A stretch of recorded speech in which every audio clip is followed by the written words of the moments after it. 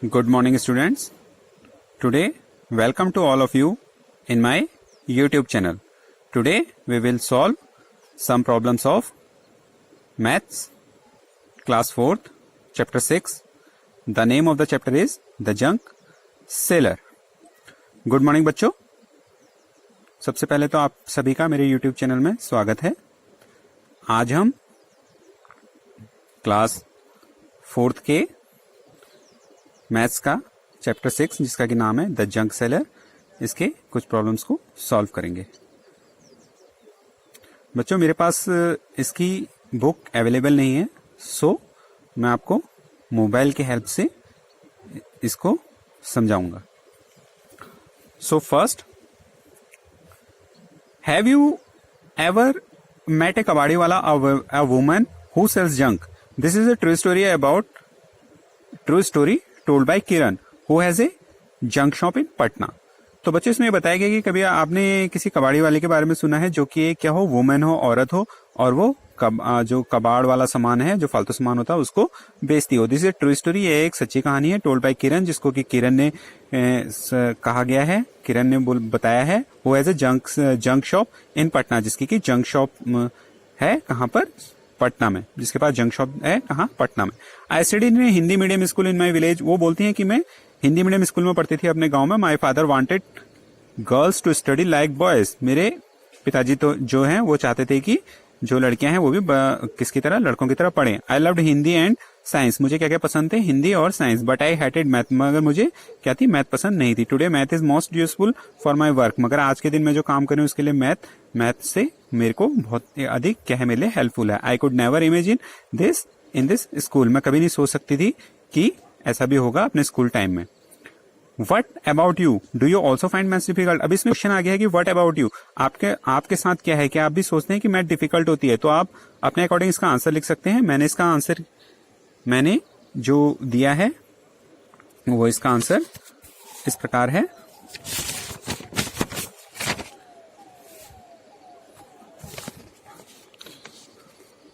मैंने इसके अपने अकॉर्डिंग इसका आंसर दिया है. तो मैंने लिखा है, no I do not find maths difficult. It becomes easy if it is practiced well regularly. No, मुझे नहीं लगता कि ये आसान है, ये मुश्किल है. I do not find maths difficult. नहीं लगता कि ये मुश्किल है, ये आसान हो जाएगी अगर हम निरंतर इसका प्रयास करें, रेगुलरली इसकी प्रैक्टिस करें. सो आप अपने अकॉर्डिंग इसका आंसर लिख सकते हैं. Second question, what is the most difficult thing in your maths book. Maths book में क्या है सबसे मुश्किल. आप अपने अकॉर्डिंग आपको जो मुश्किल लगता है उसको लिख सकते हैं. मैंने इसका आंसर लिखा है, nothing. All the topic looks easy to me. सारे जो विषय हैं वो मेरे लिए क्या है, आसान है. आपको जो मुश्किल लगता है वो लिख सकते हैं, नहीं तो सेम ऐसे लिख सकते हैं. And next, what do you think is the easiest lesson. आप क्या सोचते, सबसे जो आसान लेसन है वो कौन सा है. सो द आंसर इज,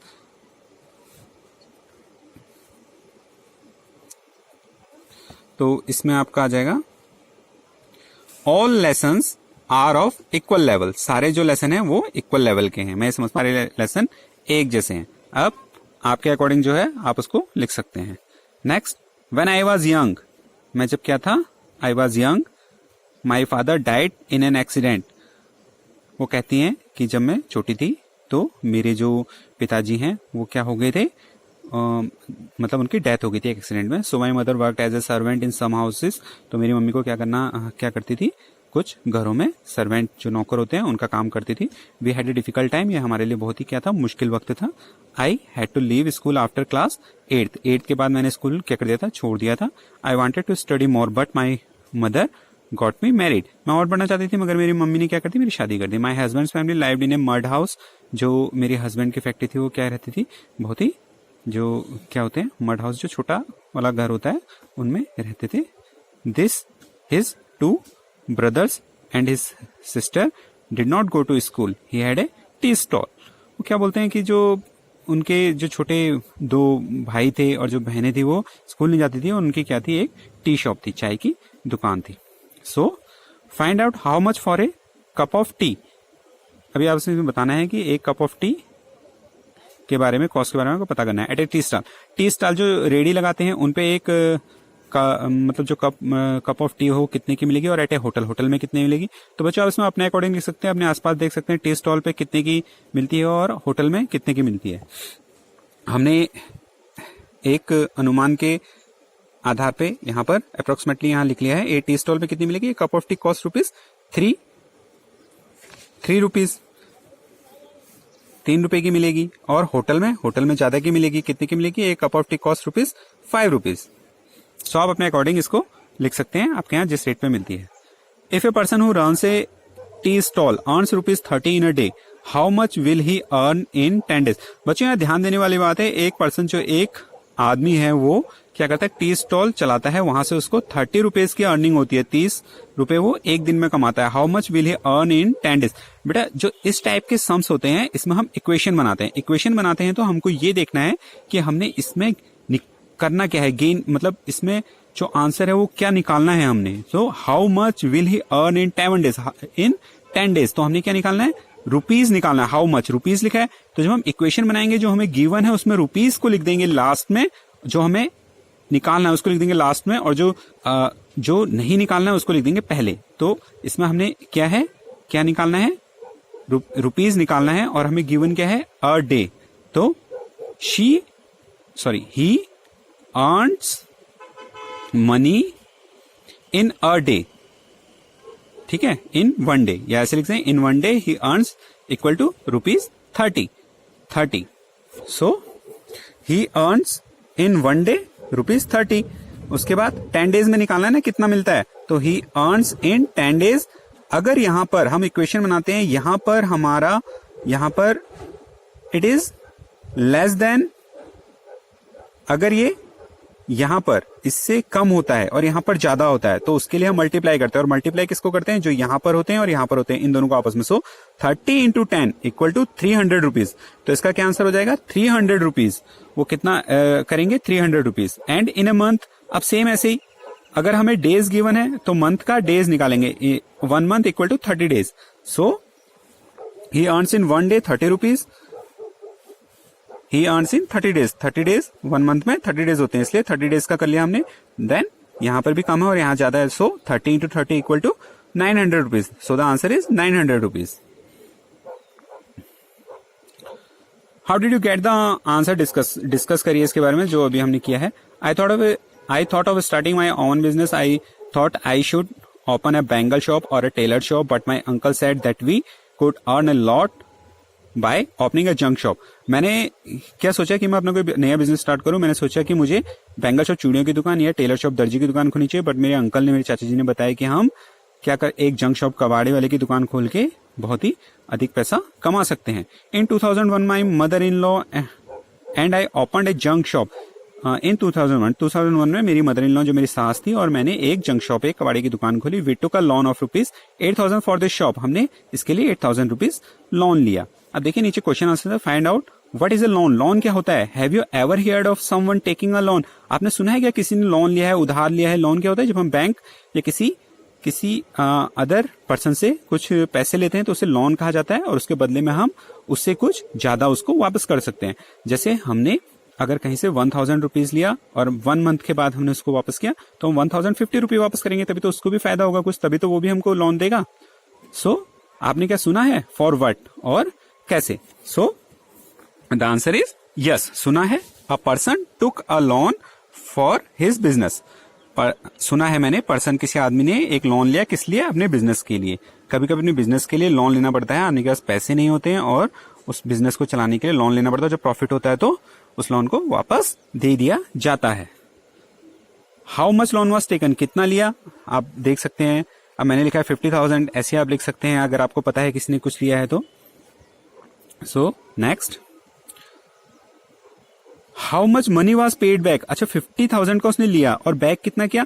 अब लोन देने वाले को भी तो प्रॉफिट होगा ना, तभी तो वो लोन देगा। सो अगर उसने 50,000 लिया तो उसने कितना वापस किया, रुपीज 51,000 इन 1 ईयर। 1 ईयर में किया और 1,000 रुपीज एक्स्ट्रा किया। Hariya and Babu want to buy a hand cart for rupees 300। Hariya, ये हरिया है और ये बाबू है, ये क्या चाहते हैं एक हैंड कार्ड, हाथ से जो खींचे रेडी होती है उसको बोलते हैं हाथ वाली गाड़ी, उसको लेना चाहते हैं। I have taken a loan of rupees 300 from a bank for 6 months. I will pay rupees 51 every month to the bank. अब जो हरिया है वो बोलता है कि मैंने I have to take a loan. मैंने क्या लिया, लोन लिया 300 रुपीज का 6 मंथ्स के लिए, और मैं हर महीने उसको कैसे वापस करता हूँ, 51 रुपीज पर मंथ बैंक को देता हूँ और 6 मंथ तक देता हूँ, जिससे कि वो वापस हो जाता है। और बाबू क्या बोल रहे हैं, but I have taken a loan of rupees 300 from Chunnilal. अब वो बोले उन्होंने तो बैंक से लिया था, इन्होंने चुन्नीलाल से लिया है। After 6 month I will pay back rupees 360। इन्होंने 6 मंथ्स के बाद 360 का लोन 360 रुपीज दे दिया, इनका लोन पूरा हो गया। तो लिया था 300, दिया 360, तो कितना फालतू दिया, 360 माइनस 300 इक्वल टू 60 रुपीज। इन्होंने 60 रुपीज फालतू दिया। और इन्होंने कितना दिया, अभी इन्होंने लिया था 300 रुपीज और ये देते हैं 51 रुपीज पर मंथ। तो 6 मंथ में कितना लेंगे, तो सेम वैसे ही निकालेंगे। इन 1 मंथ ही गिव्स, हरिया हैज टू पे इन 1 मंथ, 1 मंथ में देता है 51 रुपीज, तो 6 मंथ में कितना देगा। सो यहाँ 1 है और यहाँ 6 है, यहाँ ज्यादा है, सो 51 इंटू 6 इक्वल टू 306 रुपीज। और जबकि बाबू क्या बोल रहे हैं, मैंने कितना दिया है 6 मंथ के बाद 360, तो किसने ज्यादा दिया, बाबू ने ज्यादा दिया। So the answer is Babu will have to pay back more money. Babu ने क्या दिया, हरिया से ज्यादा दिया। Okay next, people laughed and teased us about our work. जो आदमी थे, वो जो दूसरे लोग थे, वो हंसते थे और बोलते थे कि तुम इस प्रकार का कार्य कर रहे हो। दे कॉल्ड इट गंदा काम। वो क्या बोलते थे, गंदा काम और डर्टी बिजनेस, गंदा business. But I did not think so, मैंने ऐसा नहीं सोचा। I knew this idea would work, मैंने सोचा कि ये आइडिया काम करेगा। नाउ वी हैव ए पक्का हाउस विथ इलेक्ट्रिसिटी। अब मेरे पास एक पक्का मकान है, पहले क्या था, मड हाउस, कच्चा मकान था। अब मेरे पास क्या है, पक्का मकान है। वी हैव ए फ्रिज, मेरे पास फ्रिज है। A TV and a gas stove, TV है, गैस स्टोव है। My husband's brother sister and also my daughter go to school. मेरे हस्बैंड के जो क्या है, भाई हैं, जो बहन है, और जो मेरे बच्चे हैं वो क्या कहाँ जाते हैं, जो मेरी लड़की है वो क्या जाती है, school. I have 9 rickshaw of my own, मेरे पास 9 रिक्शा है मेरे अपने। I give the rickshaw on rent, मैं रिक्शा को क्या देती हूँ, किराए पे देती हूँ। Each of rupees 20 a day, हर एक से मुझे 20 रुपीज पर डे मिलता है। On Sunday I do not take any money for them, और संडे को उनकी छुट्टी होती है, संडे का मैं उनसे कोई भी रुपीज नहीं लेती हूँ। How much does Kiran earn from 9 rickshaw in a day. अभी हम पूछा गया अगर एक रिक्शा से उनको 20 रुपीज मिलते हैं, तो 9 रिक्शा से एक डे में कितना रुपीज मिलेगा। So she earn from 1 rickshaw, एक दिन में कितने मिलते हैं, 20 रुपीज। तो 9 रिक्शे से कितने मिलेंगे, यहां कम है यहां ज्यादा है, so 20 into 9 equal to 180 rupees. How did you do it, यहां पे बताया गया है कैसे किया, अभी मैंने आपको समझा दिया। नेक्स्ट ये मल्टीप्लीकेशन है, ये आप कर लेंगे। Next, I have my own junk shop, मेरे पास क्या है, मेरी अपनी कबाड़ी की दुकान है। I buy junk from junk collector, मैं जो कबाड़ी वाले जो कबाड़ा इकट्ठा करते हैं उनसे कबाड़ा खरीदती हूँ। They go from house to house, वो घर से घर जाते हैं। And bring junk on hand carts, और जो कबाड़ होता है उसको इकट्ठा करके अपनी गाड़ियों में लाते हैं। I then sell it at the big shop, और मैं उसको फिर बड़े वाली दुकान में बेच देती हूँ। हाउ मच टू पे फॉर दिस जंक, इस जंक के कबाड़ी के लिए कितने रुपए देने पड़ेंगे, ये बताया गया है। Kiran has bought some junk from junk collectors, Kiran जो है वो जो कबाड़ी वाले होते हैं उनसे कुछ कबाड़ा खरीदती हैं। Look at the next page, the rate list to see today rates, help Kiran to find out the cost of the junk. आप नेक्स्ट पेज में ये है, यहाँ पर एक टेबल दी है, इसमें इसके रेट्स लिखे हैं, इसमें इसके रेट्स के अकॉर्डिंग उसकी हेल्प कीजिए कि कितने का सामान होगा। यहाँ पर क्या है, 1 kg newspaper cost ₹5, 1 kg newspaper cost 5 rupees है। 30 kg कॉस्ट हो जाएगी 5 इंटू 30 इक्वल टू ₹150। फॉर ऐसी सेम 31 kg का हम निकाल लेंगे, तो 31 kg का हम कैसे निकालेंगे, 1 kg न्यूज़पेपर कॉस्ट 5 रुपीज, तो 31 का यहाँ पर ज्यादा है देखिए, so 31 into 5 equal to 155 rupees. Next, how much will Kiran pay for 31 kg newspaper, ये हमने कर लिया। नेक्स्ट देखिए, how much will Kiran pay for 42 kg newspaper, 42 kg newspaper का वो कितना देंगी, तो 1 kg का कितना है, यहाँ पर टेबल दे रखा है, न्यूज़पेपर का 1 kg का 5 रुपीज है। सो cost of 1 kg of newspaper 5 rupees, so 42 kg का कितना हो जाएगा, यहाँ कम है और यहाँ ज्यादा है, so 5 into 42 equal to 210 rupees, 210 rupees. Next, also find the cost of 22 kg of plastic, अब इसमें प्लास्टिक का रेट देखिए, 1 kg का कितना है 10 rupees. So cost of 1 kg of plastic 10 rupees, cost of 22 same into 220 rupees. Next है 23 kg of water paper. Water paper का देखिए 4 रुपीज है 1 kg का। So cost of 1 kg of water paper 4 rupees, 23 का निकालना है, 4 into 23 equal to 92 rupees. Next 12 kg of iron, लोहे का निकालना है, लोहे का देखिए ₹12 है per kg। So cost of 1 kg of iron 12 rupees, 12 का 12 into 12 equal to 144 rupees. Now can you do this without writing? क्या आप बिना लिखे इसको कर सकते हैं? Guess the total money Kiran will pay to the junk collectors. Will it be more than 600, less than 600? तो इसको क्या आप can you do this without writing, बिना लिखे कर सकते हैं? बिना लिखे तो हम इसको नहीं कर पाएंगे।